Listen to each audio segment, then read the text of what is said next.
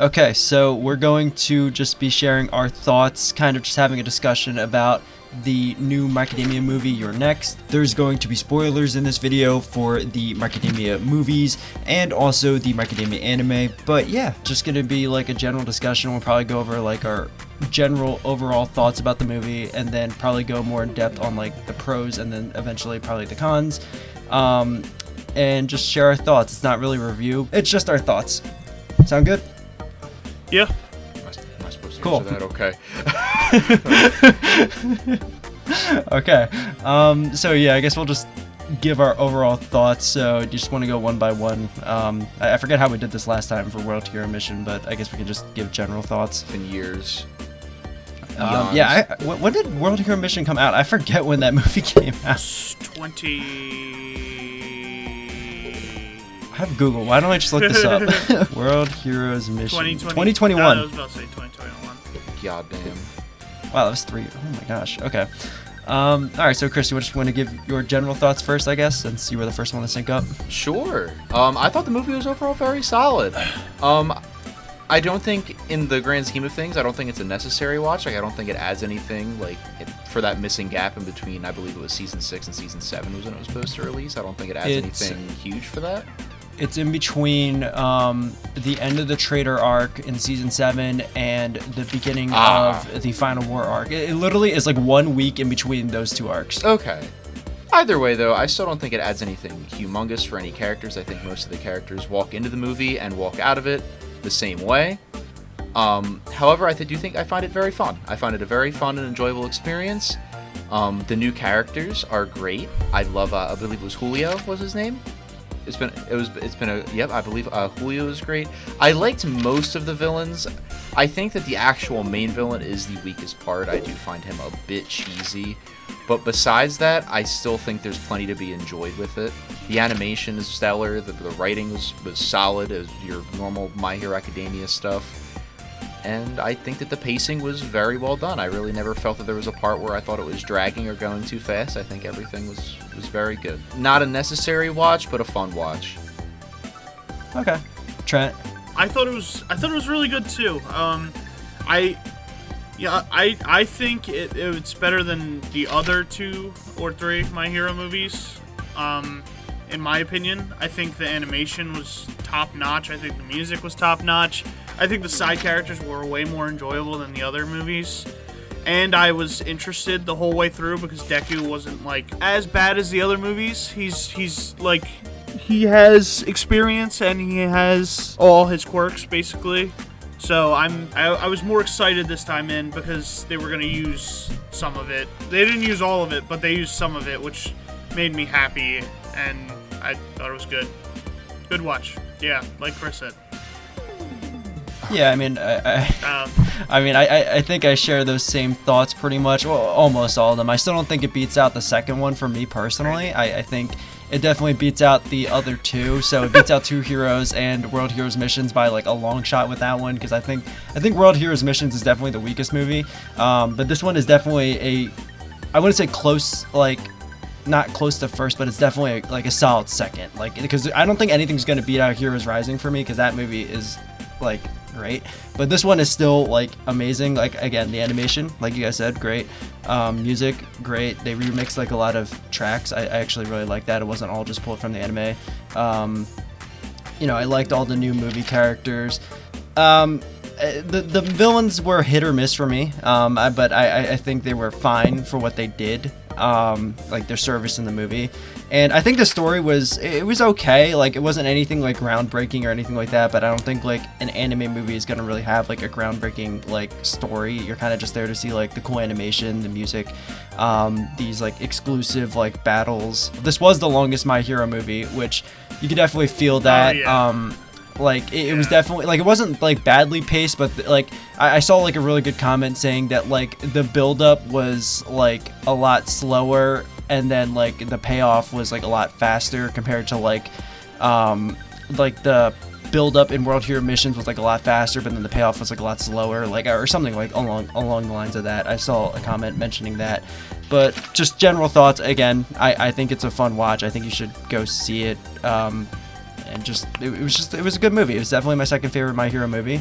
and I guess we can segue into like what we like specifically thought was good about it, like go more in depth on like what like was good about it. Like I guess we could talk about the movie characters. So it was Anna and Julio, and then it was Dark Might and then his little henchmen. So wait, is it Julio or Julio? I forget. Julio. I think it's Julio. Okay. Julio. I thought it was Julio. I thought it was Julio. That's how I say it. No, I think it's Julio. Yeah, it is Julio. Because I think it's based off of like Romeo and Juliet. Which is great. I thought it was. I love the side characters this time around. I think they were way better. Way better than the other side characters in all the other movies. Okay. I think that for me, they're the second best. I still think I like Rhodey a little bit more. I think his story was like way more like it had more depth to it. Like Not saying that these ones guy. Don't. But like there's like a difference between like, you know, like a terrorist faction, you know, kidnapping your father and then you're shunned by like your whole like society compared to this rich person can't control their quirk, so they come in and then nullify the quirk, and then this mob family kind of just comes in and steals her. You know, like I'm not saying it's a bad story. I just think that Rhodey had a little more in depth. And I still like them, but I think I place Rhodey a little higher. I think they definitely beat out Katsuma Maharu from Heroes Rising, and I think they beat out Melissa from Two Heroes, but I don't think they beat out Rhodey. Just for me personally. I'm a sucker for a sad story, so I thought their connection and, you know, like him and Deku, like I just thought that was working for me more than the fucking bird guy. All comparably, you know what I mean? Like, I like that. I feel like he had more to do than the other side characters in the other movies. I feel like I just enjoyed them way better. We went into their backstory a little bit better. I liked them, and they were more compelling too. You know what I mean? Like Cyborg, cool. You know what I mean? That also has a quirk. Like I like that a lot, and you know, her power with being able to basically awaken quirks like that's awesome. Like I like that, and it's just way more compelling for me at least than bird guy that does nothing. But that's my opinion. No, I will agree with you. Julio definitely had the most combat, like compared to all the other ones, because he actually had like fighting capabilities because he was part cyborg, and you know he had like the gun arm, like the robot, like it felt like Rick and Morty almost, like with like, his eye, and then he like I was really getting into it, and as time went on, more stuff was being shown, like his arm, and then more of his leg, and then like fucking his eye. Like I was really getting into it. He's just a very interesting. Yeah, his character. motorcycle. Yeah, and his motorcycle was cool the entire time. And it's cool. Yeah, no, I definitely will agree with you on that. Like he definitely like had more fights because he definitely had a more like fight based. It wasn't even fight based quirk, just as like support items. They were more like beneficial for fighting. Yeah. I pretty much agree with everything that was said about Julio. I think for the short time that you're given with him, he fits in very nicely. I find that his character being extremely closed off and quiet and not wanting any help contrasts very well with Deku being pretty much on the opposite end of that. And they have a very nice dynamic where I feel like they change each other a bit for the better, specifically Deku changing Julio. Like I said, Deku kind of stays the same from when he enters to when he exits, but I still think he is a very enjoyable character as well. Anna is great. I think she is a perfectly fine damsel in distress. I have no strong thoughts on her one way or the other. Well, she was pretty much cookie cutter, but find her. I still like her. Yeah.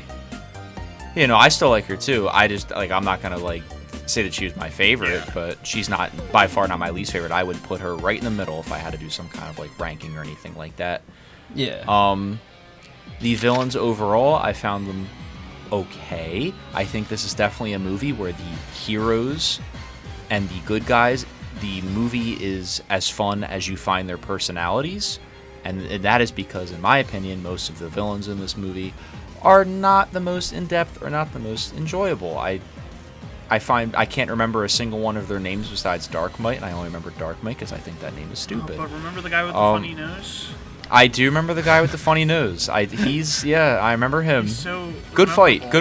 Good fight. Yeah, it was Dark Might, which Chris has an issue with. I think he's okay. He's definitely not my favorite movie villain. He's not definitely the worst. Like, I at least remember him more than like Wolfram, for example. But then again, it's been so long since I've seen that first movie. No, Fleck kind of lit, bro. Oh yeah, Fleck turn. I forgot. Fleck is still the worst in my opinion. I mean, I'll grant Fleck turn. Like the one thing they at least gave him was like somewhat of a backstory. Dark Might, he really didn't get like a really in-depth backstory. He was just like a mob boss. I mean, they started the movie off with him. That was the first scene. Yeah, I will say the one thing he does have over Fleckturn is stage presence. Like, he's constantly like there. At the very least, he's like a looming threat. So I will definitely give him that. He's very like showman. Like he's like over the top. Oh yeah, I think that's fair. Yeah, I would say that too. But they definitely took him a way that I didn't think they were gonna take him. I thought he was gonna be like an All Might fanatic, but he was more or less just like a mob boss trying to capitalize off of like the symbol of peace. I was kind of hoping you would have a little bit of All Might's like moves, but when he started doing like the projection of light stuff, I guess we were just throwing that out the window. You know what I mean? Like, I was just hoping for a little bit more All Might action, but we kind of just got big boss battle, which it's fine. His quirk was cool. His quirk like was alright. alchemy, yeah. right? Interesting idea. Yeah, where he can it's kind of like Yaoyorozu, where he can create things, except that he needs to have like an object to create something off of. So like he has like coins, for example, like throw them and then they'll turn into like a big punch. I think he was fine. Like he's just okay. Like for me, he's not like the worst movie villain, but like he's definitely not like my favorite. Like he's definitely got perks, but then he's kind of like weaker in other areas. Like his backstory, not that in depth. At least he's a stage presence. He's powerful with alchemy. That's kind of cool.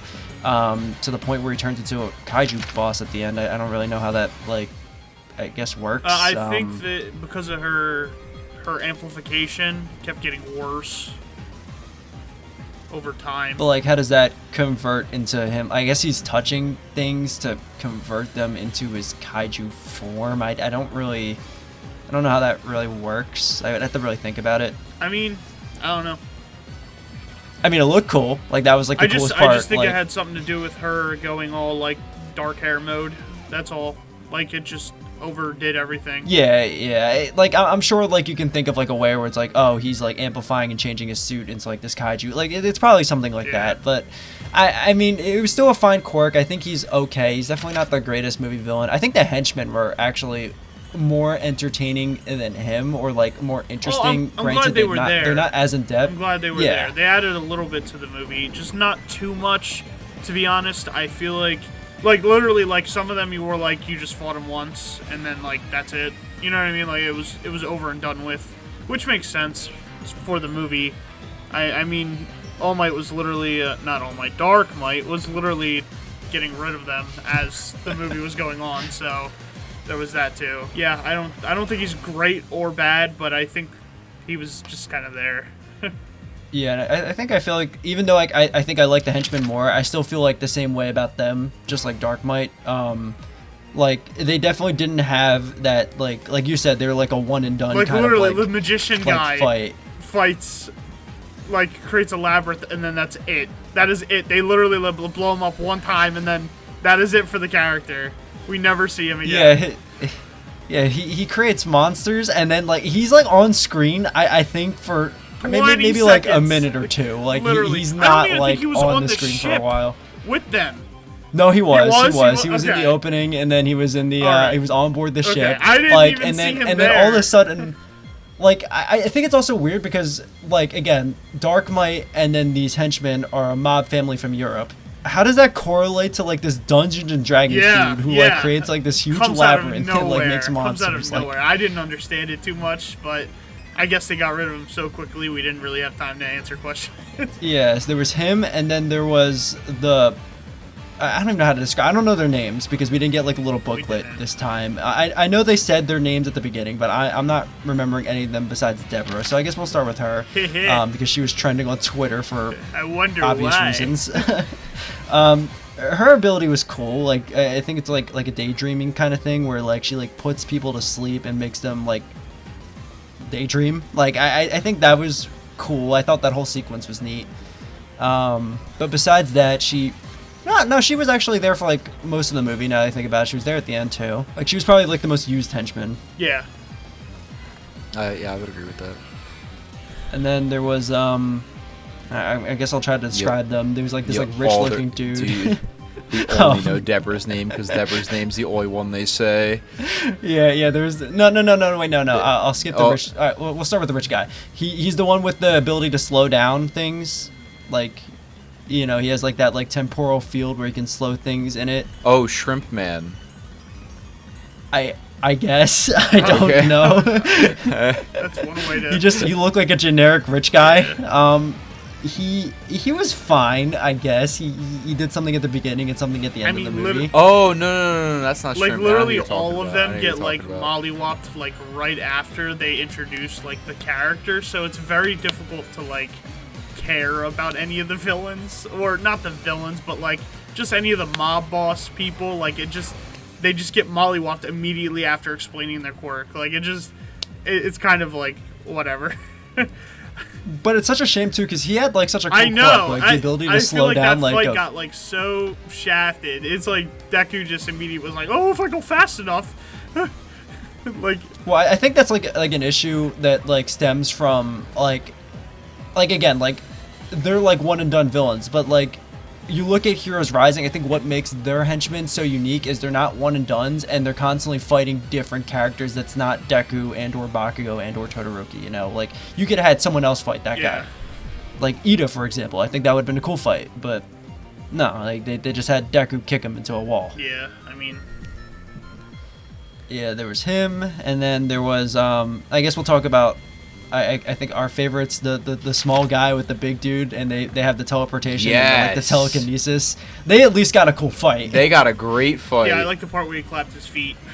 He claps his little fucking grippers together like a little goblin. And he like plays like with his nose. He does. He plays like a little flute. When I'm an old man, I want to be just like him. I will never clap the same ever in my life. Never again. Nice. Like they were like the most entertaining. Absolutely, I 100% agree with that. I liked the guy who could delete the quirks in a certain field. I did like his like. That was the last guy. That's Shrimp Man. I liked his like his look. Definitely was cool, and his voice actor was doing a good job. It's just a shame that like you just he explains his quirk. He explains his quirk and then 5 minutes. Yeah, basically.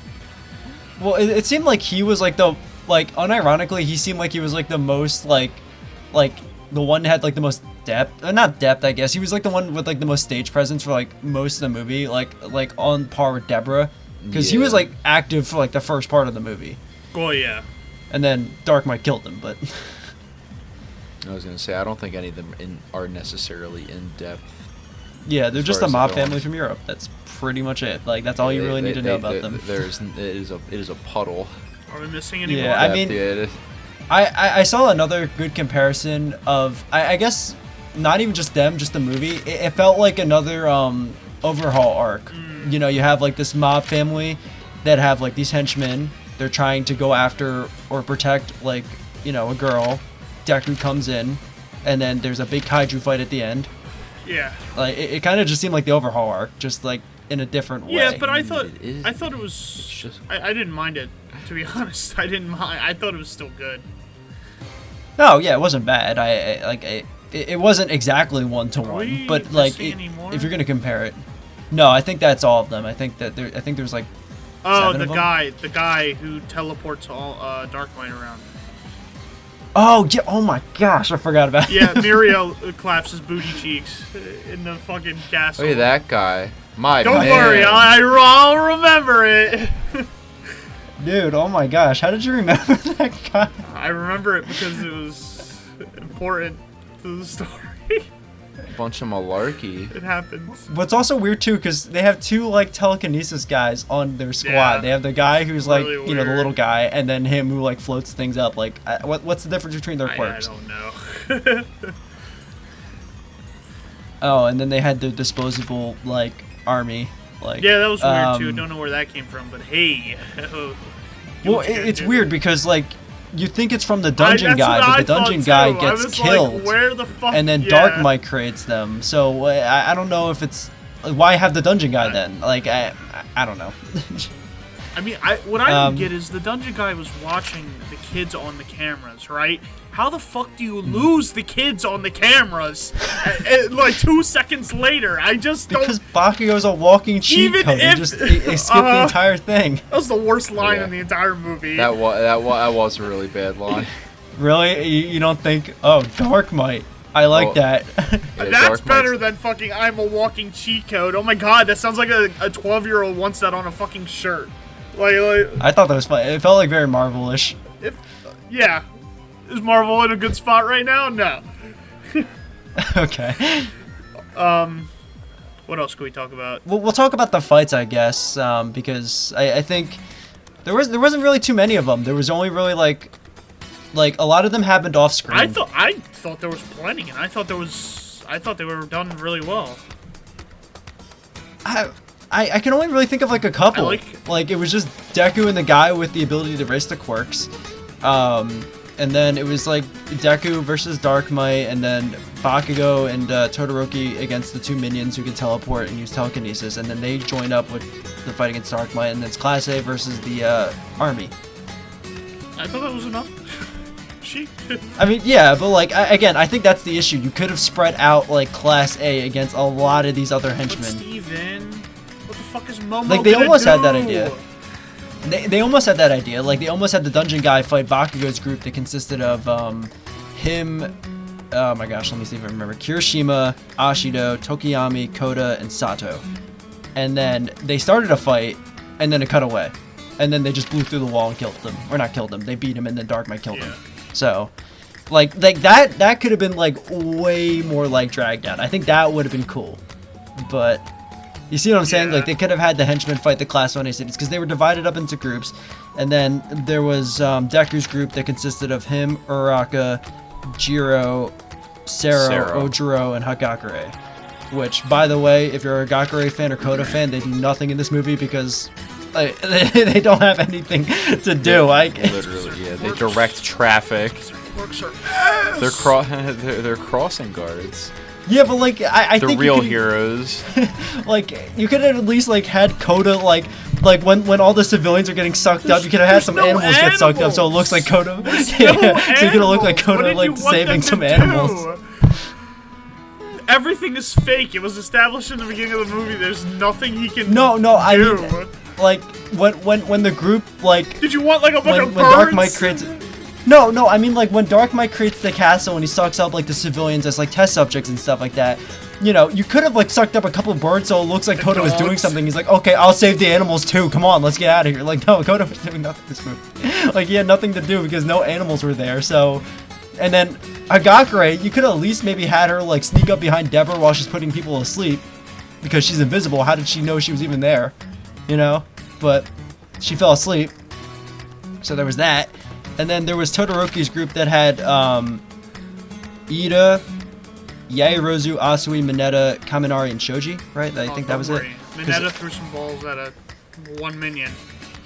That's Well, I so think- true. I think that's such like another thing because again, you could have had the Class 1A like students fight the henchmen because not only would that give the henchmen more to do and make them feel more like interesting, especially because they had such interesting powers. Steven, but on top of I that, just think that this the- movie wasn't built for them like you wanted. I know, it to. but, like- you know what I mean. Like I but know like you there's want. but you had the potential. The groups were so interesting. You have Todoroki and Mineta. I When do you ever know see that? You want like all of Class A to be doing things, but even in the newest seasons of My Hero, like even like we just don't care about the classmates anymore, bro. Like they ain't important.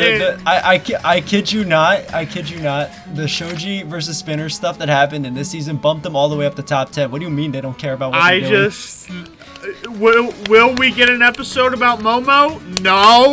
Like, it's just like... We have! What do you mean? Not recently!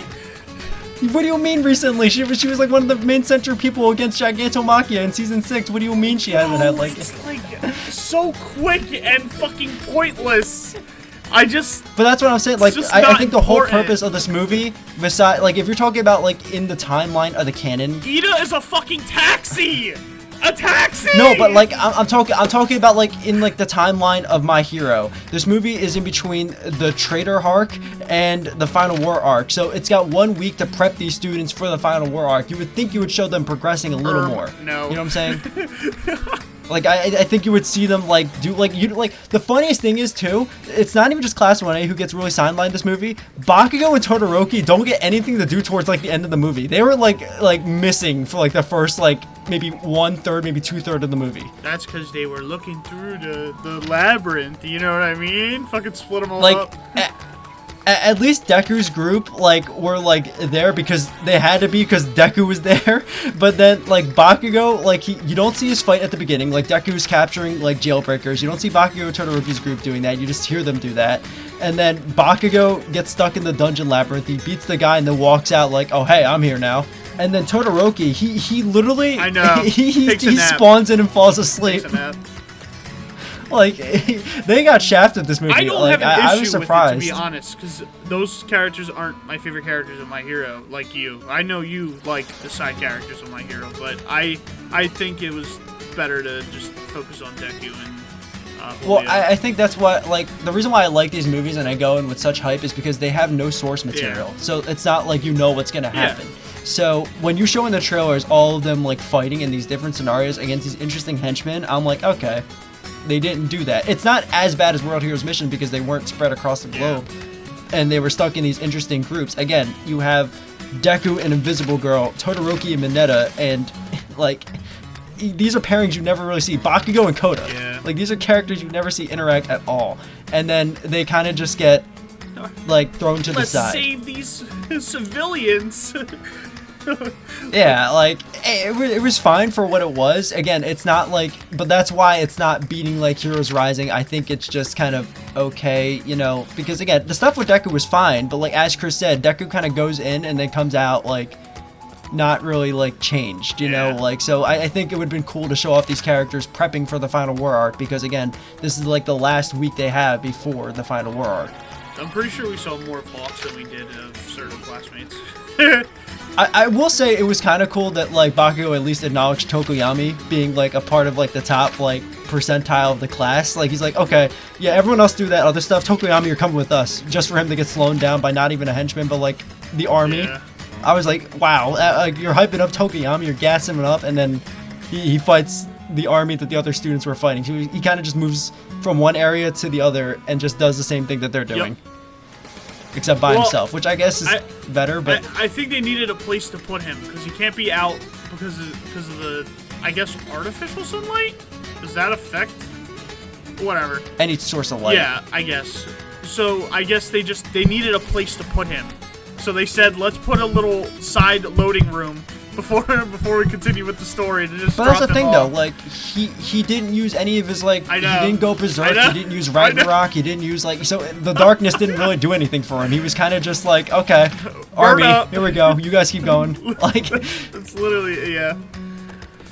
Like, I thought that was, like, a waste of potential. Again, I at least like that they acknowledge that he's, like, a part of, like, the top percentile, but then they kind of immediately shafted him. I wanted them to to have him break those lights, and then him, like, just go sicko mode on the fucking minions, but it didn't happen, so I was like, whatever. That's what I'm saying. Like, you see these... Because, again, the Final War arc happens, like, literally immediately right after this. And you see them unleash these really cool attacks that you never see them do, like, before. You would think they would at least, like, want to practice them. Yeah. Like, you don't even see Deku use... I don't think he uses Gear Shift. He might have, like, to escape the temporal field. But besides that, it wasn't, like, actively shown that he did it. It's just kind of, like, assumed or implied that he did it. You don't see Bakugo use the Strafe Panzer Gear, which... I mean, makes sense. He kind of whipped that out during the Final War, but at least he used Cluster. And Todoroki didn't use Phosphor. even though it's designed for Dobby, he was at least practicing it before this movie. So maybe they just didn't. He could have at least like shown. I don't know. Maybe they just didn't want to show any of like the spoiler stuff for the new season. But that's the thing, though. Like the season's been out. Like that episode was out like weeks ago, maybe months ago. You know how animation is. You don't know how long they were working on the storyboard. I suppose, like, it's not going to take it away. Like, it's not taking away anything from the movie, but, like, that's my main reasons why it's not beating out, like, Heroes Rising. Though. It does take away, because it's like you want to see these moves, and you want to see True, but like you said, big fights. That's just a me thing. Like, that could just be a me thing. But, like, I'm just thinking, like, in terms of, like, the overall story, what does this provide to, like, the main canon? You know? Like, I thought it was going to be them with their last prep time, like their last week, because again, besides them capturing like more jailbreakers and putting them back in prison, it really doesn't add too much to the overall story. Yeah, it doesn't. I don't think it adds anything. I mean, it's cool to see Deku, Bakugo, and Todoroki stand up for their idol. Yeah. That was cool. Like I'm not gonna downplay like them really respecting their idol, but and it like, sucks. It's not like it also sucks that like a movie about All Might, and then All Might gets like one scene in it. That kind of sucked. That hurt me a little bit because it's like it's a movie about All Might, kind of, and it's like one scene where he's like, "You're not All Might, you're Dark Might." Like that's it. That sucked. We got more fucking Endeavor than we did All Might. Yeah, him unleashing like multiple prominence burns against the moving castle. Yeah, which did absolutely nothing, but I thought it was funny. I mean, like, I will say it does. If you're gonna look at it like this, like at the very least, I think the one thing it'll probably enhance is the Iron All Might versus Young All for One fight, because like the whole premise of like Dark Might is like, oh yeah, All Might is kind of washed. He doesn't have a quirk anymore. He can't be a symbol. He's not a hero. He's nothing anymore. But then you go to that fight and he's like, he's showing why he's still a hero even without a quirk. So I think it definitely enhances that fight. But like that, I think that's all that it really like enhances. I just think it's crazy how Deku still has to clean up like other people's messes. Like, you know what I mean? Like, All Might can't do it himself anymore, and it makes sense, because All Might wasn't going to get the power to do it. But it's just like, Deku has to, you know, fix all the problems. Well, I think that's another thing where it really misses, because, again, like, right after Season 6, so right after the Dark Deku arc, when Uraraka gives her speech and stuff like that, and Deku realizes, oh yeah, I can rely on my classmates. Again, I think that would have really driven home if you saw them actually assisting him get to the final boss by defeating the henchmen and not taking on, like, the generic army. You know, like, again, I think that would have been... Or have them all fight against Dark Might, like, how...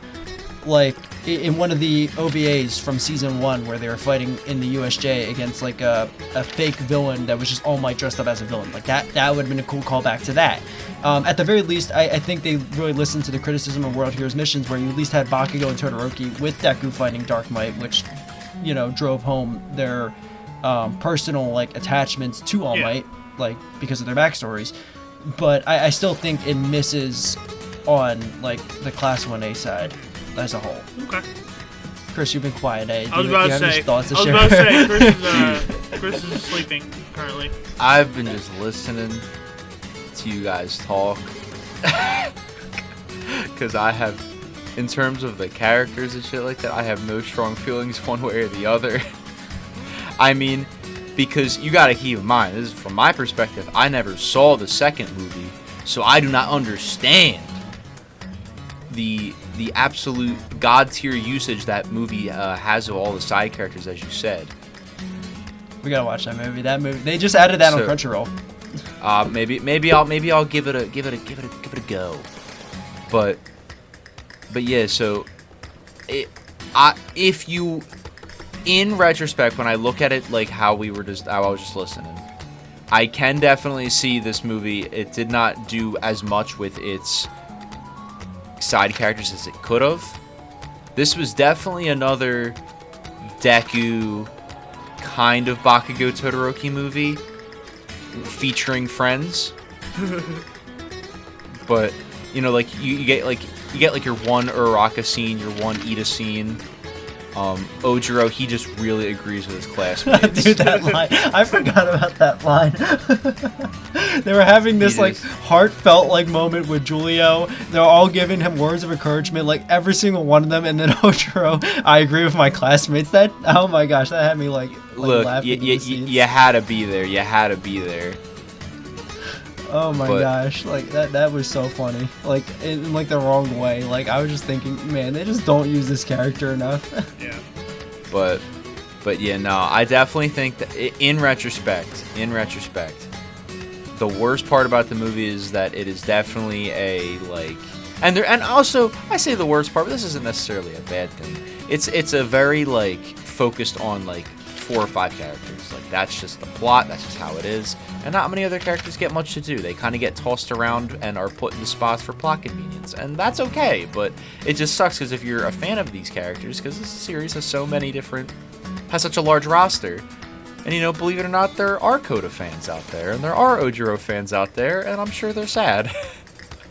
Ojiro did get a couple cool moments. He had a cool animated scene where he's fighting the army, so that was kind of cool. At least he got stuff, like animation wise. Yeah. Even if it's for a couple of seconds. Nothing crazy. It was like a 3-second thing. Yeah, I mean, I like Ojiro, and I was like, oh my gosh, yes, finally, he's doing something.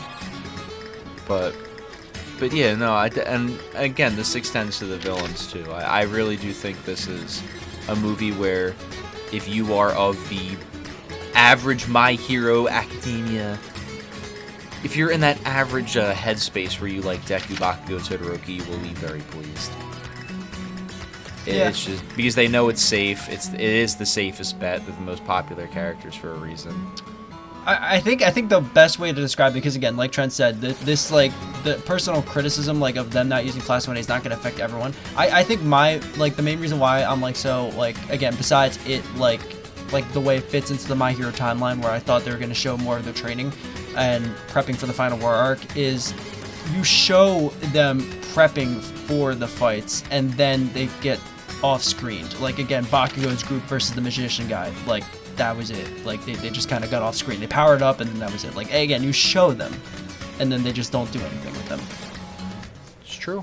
The remix of music was really cool. They had a whole new remix for Trinity. That OST is awesome, so I'm glad that they remixed it for like the final fight instead of just using You Say Run. But they did remix that song too. That was cool. You know, they had like a couple of like My Hero tracks that you would hear normally throughout the anime, like Miroko's theme got like a remix. That was cool.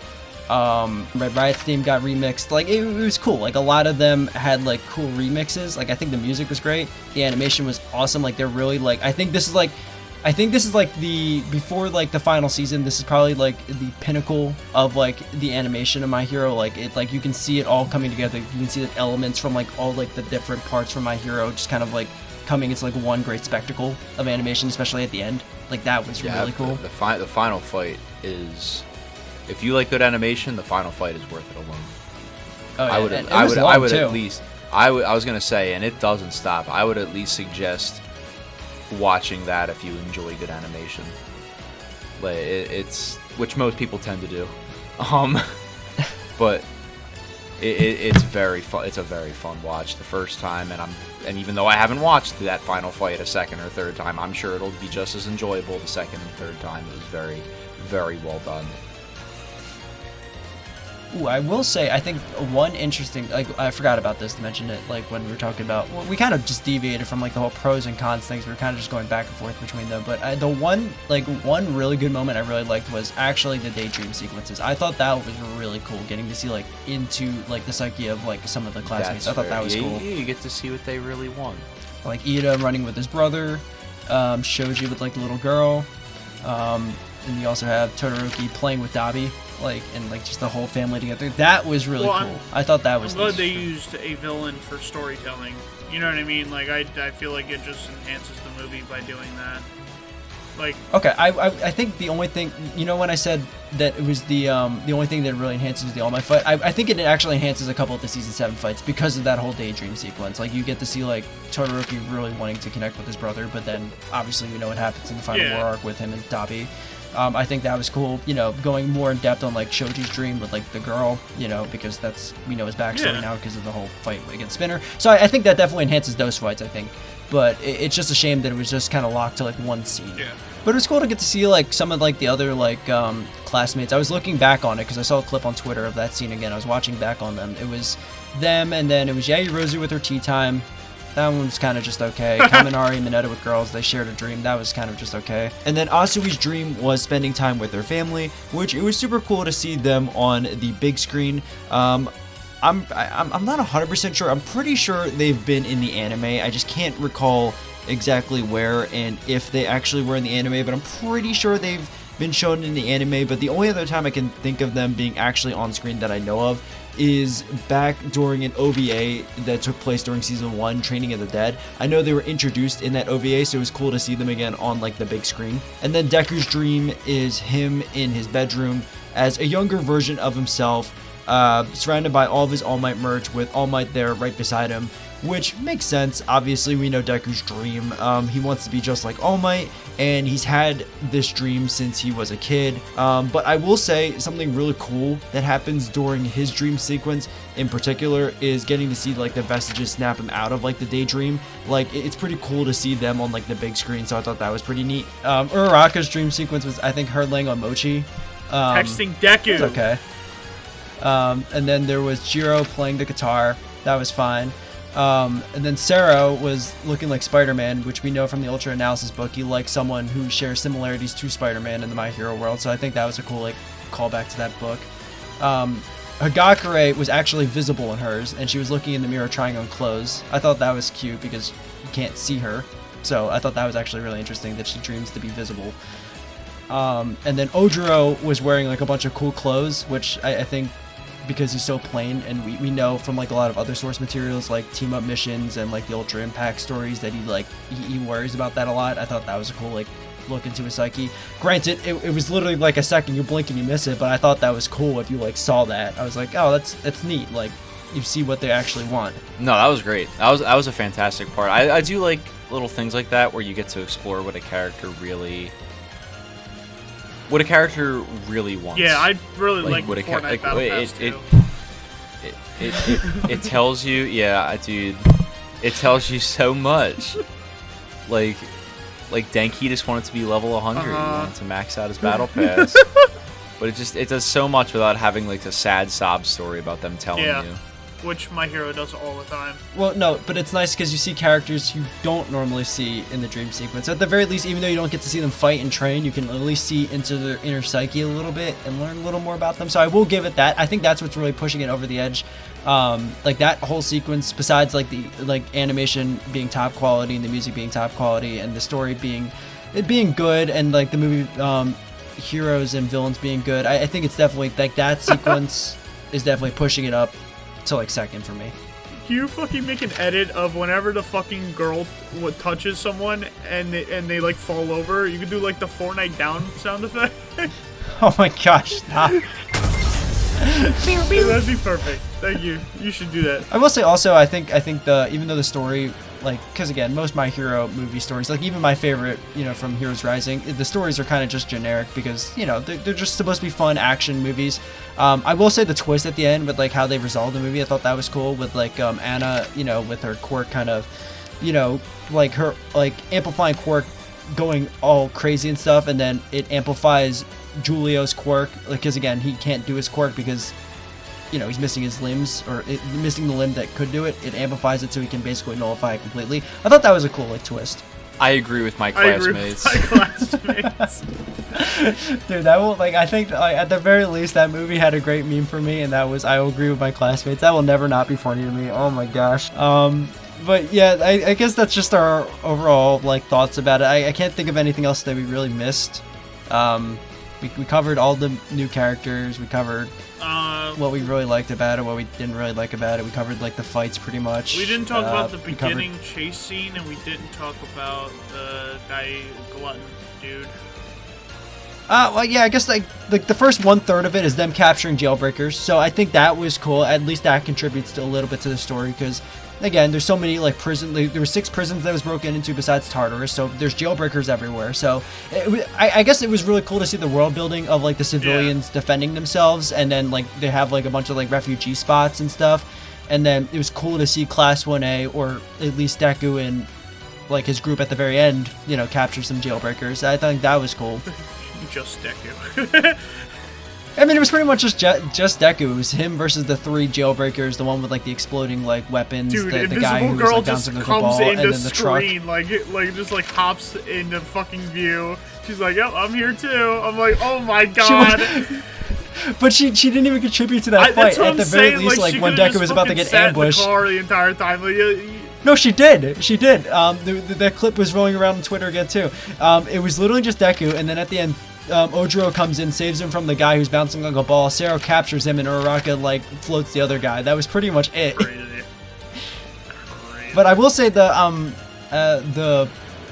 wasn't really a fight against that other jailbreaker, the guy with like the mouth stomach thing. It wasn't really a fight, but it was cool to see like them defending the civilians. Like Ojiro at least broke some debris. Sero stopped the building from falling. I think that was cool. Ochako stopped some debris too.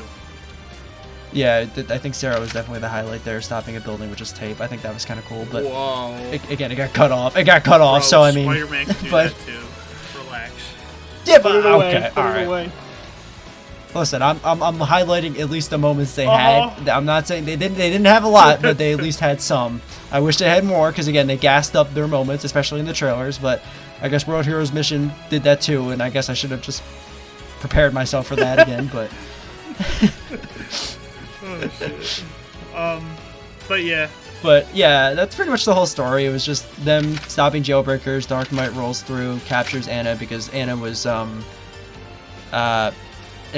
stolen by the jailbreaker with the mouth stomach quirk, and then Dark Might kind of comes in, stops them, and then Dark Might creates this whole castle, this fortress, because she amplifies his quirk, so he can do that. And I guess the whole point of the castle, I think he said, was because again he's trying to become like a new version of the symbol, but like he's trying to create like a safe haven that he controls. So how the there's that. But then the reason does that guy get away with Anna? Who? Dark Might? No, fucking the glutton guy. How the hell does he get away from the fucking mob boss with the fucking floating ship that can also teleport? He doesn't. And he doesn't. Huh? He doesn't, but I'm just saying, like, how did he get that far? He gets pretty far. I don't know. Well, I think they said that he was hired by them to capture her, and then he betrayed them, and then that's why Dark Might kind of came through and like stopped him. I thought she just got away. No, well, she got away from him. But he was, again, like, because the way her quirk works, we didn't actually talk about that. She amplifies certain people, so you have to have, like, a connection. I don't think they specified what the connection was. But they you have just to said, be, like 8 out of, like, 23,000 was, like, possible, I think they said. That's another hit or miss moment there too, because like again, like when they're inside the castle, Deborah was using her ability to like lure people over while they're daydreaming, I think, or something like that. Like that would have been kind of cool to see them having to like fight some like really like super powered like people, or at the very least some of their classmates could have maybe been like, compatible with Anna. Like we saw Ojiro getting tested on it. Like imagine like Tailman being like berserk against I would have liked to see like the classmates fight each other for a couple minutes. That would have been really good in the middle of the movie, I think. Like Todoroki just like fucking has red eyes and just starts going crazy, you know what I mean? Like because their quirks are amplified. Like I don't see why they didn't do that. It's weird that they didn't do that, to be honest. But yeah, because like again, like I think the movie's fine pacing wise, but like I definitely can agree with like when people said that like it's got the opposite effect of World Heroes Missions, where like the beginning and middle parts are a lot slower, but like the ending is very fast compared to World Hero Missions, where like the beginning and middle part were a lot quicker, and then the ending was like a lot slower because Deku was getting shot by lasers 1,000 times by Flectron. But I think they're paced like well within their own stories, so that's definitely not a takeaway. But like I think that would have been a really cool middle section. Like top that with the daydream section, that would have been cool. But for what we got, I think it was good. Again, I mean, I'm not gonna tell you to go see it or not to see it. I think that's up to you. But if you want to hear my recommendation, I think it's good. They should just let us cook in the fucking rating room. But okay. I wonder if we're gonna get a fifth movie. I don't know. I don't think we are. There's just no fucking way. I think they could do a fifth one. I think that'd be cool. It would be. It would be. I wouldn't mind it. So much potential I for know. a fifth. I wouldn't mind it either. But I just think that they're trying to wrap up their story, and I don't think they really want to do another one. But yeah, that's our thoughts on My Hero Academia. You're next. Any final words? No, I'm pretty sure we kind of cleared it all up there. I think very solid, but has its flaws. Yeah. Alrighty. But yeah, if you guys did enjoy, please like and subscribe. That'd be really amazing. And I hope you guys enjoyed this video. I'll see you guys next time. Later.